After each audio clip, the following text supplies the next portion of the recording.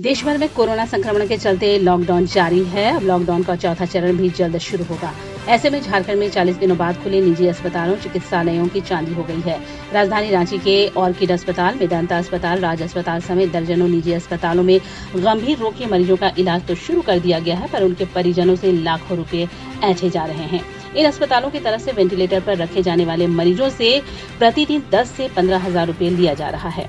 हृदय रोगियों की एंजियोप्लास्टी करने के लिए 40 से 45 हजार रुपए एक दिन में लिए जा रहे हैं। हृदय रोगियों को पेसमेकर अथवा स्टंट लगाने के लिए 5-5 लाख रुपए तक की मांग की जा रही है। सबसे बुरी हालत ऑर्किड अस्पताल की है। यहाँ पर भर्ती कराए जाने के बाद मरीजों के परिजनों से सबसे पहले 50 हजार रुपए तक जमा कराए जा रहे हैं। यदि मरीज एक दिन में दूसरी जगह जाने की इच्छा व्यक्त करता है तो अस्पताल प्रबंधन से लेकर चिकित्सक आग बबूला हो रहे हैं। यहाँ पर कार्डियोलॉजिस्ट डॉक्टर वरुण ने तो सभी सीमाएं लांघ दी हैं। वे मरीजों के परिजनों से जबरन ऑपरेशन कराने की बातें कहते हैं। सहमति नहीं जताने पर मरीज को डिस्चार्ज कर दूसरी जगह ले जाने की धमकी भी देते हैं।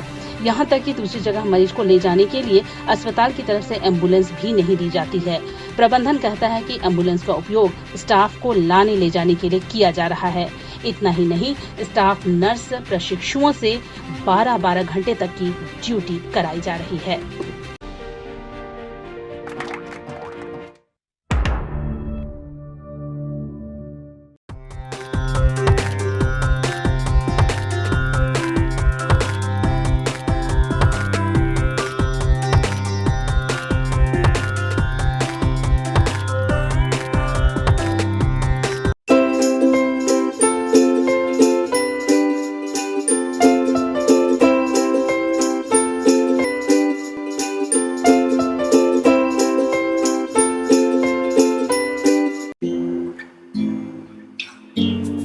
हर घर चुपचाप से ये कहता है, अच्छा लगता है जब सब कोई अंदर रहता है।